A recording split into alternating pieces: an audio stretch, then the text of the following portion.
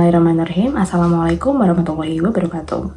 First of all, Honorable Mr. Faisal Risdianto, as the lecturer, thank you for the chance given to me to present my material with the title Is Grammar Translation Method Still Relevant in the 21st Century?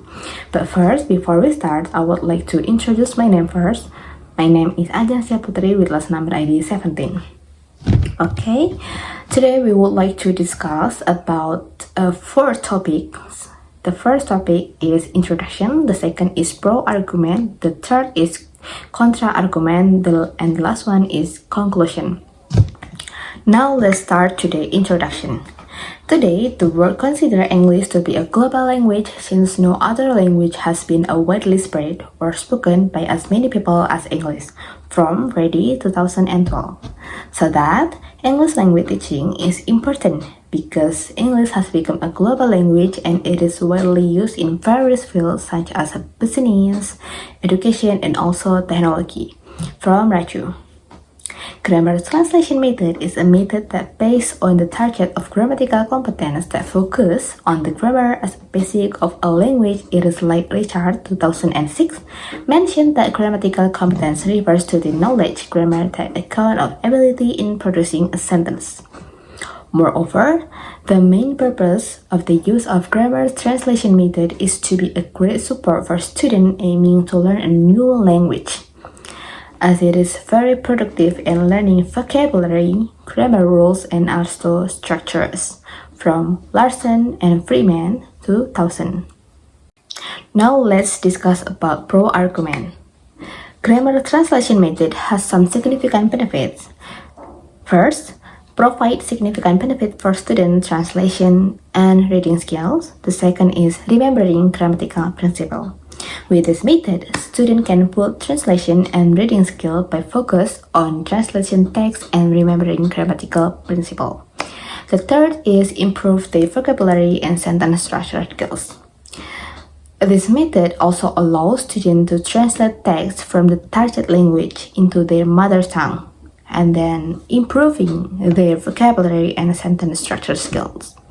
And the last one is provide benefits by reducing the workload on teacher with a focus on a text translation.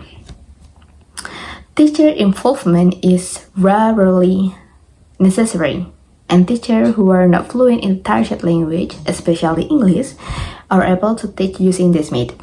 This also makes this method a principal choice in various educational situations where teaching resources are limited.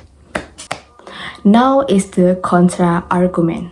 On the other hand, based on a journal conducted by Mamachadova and Khomidova 2023, show that grammar translation method or GTM has significant downside. The first is limit student communication skill. Because grammar translation method only focus on mastering grammar from books, it limits student communication skills. The second is students often do not know how to pronounce words correctly and naturally. This causes deficiencies in speaking and listening because students focus more on written aspect and grammar rules rather than everyday communication practice. So their pronunciation skills are less than optimal. The third is do not enjoy the learning process and sometimes find it difficult to understand the overall meaning of the text.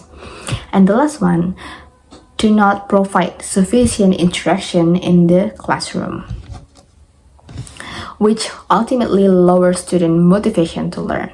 The lack of active involvement makes students tend to be passive and unmotivated, so that the learning process becomes less effective in developing comprehensive language skills.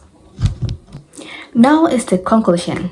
Grammar translation method or GTM mainly focus on grammar and text translation, thus neglecting the crucial aspect of oral communication such as speaking and listening skill.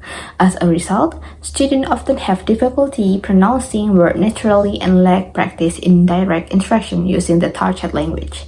Moreover, this less interaction approach also makes students less interested and motivated in the language learning process.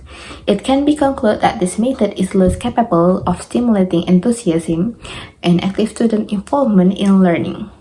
To achieve optimal results, language learning methods should integrate more communicative and interactive approaches so that students are not only proficient in theory but also able to use target language practically in everyday life.